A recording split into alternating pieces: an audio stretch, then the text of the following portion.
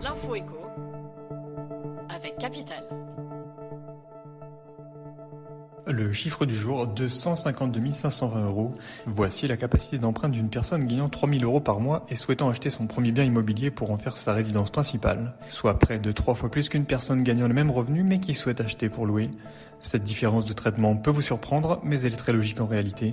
Les banques ont pour consigne de limiter le taux d'endettement des emprunteurs à 35% maximum de leurs ressources, frais d'assurance compris.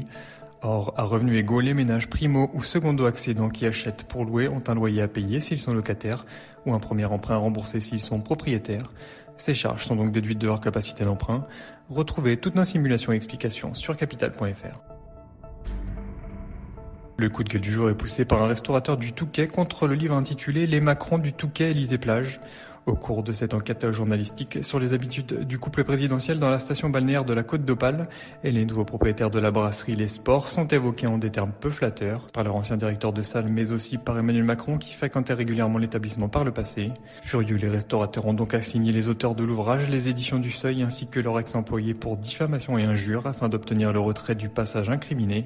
Sans succès, le juge du référé du tribunal judiciaire d'Amiens puis récemment la cour d'appel ont successivement débouté les propriétaires de la brasserie.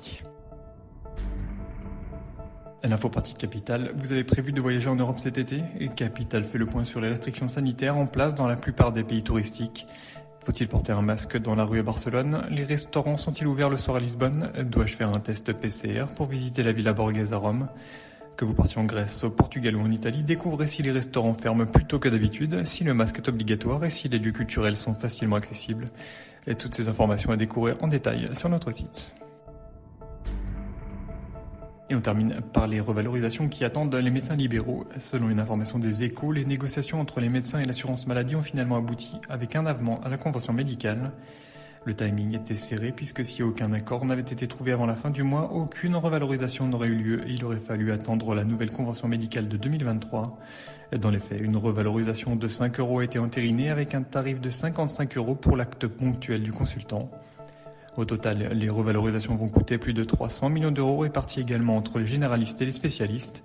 D'ailleurs, certains considérés comme en souffrance ont eu des garanties à l'image des spécialistes en psychiatrie et neurologie, en pédiatrie ou en endocrinologie.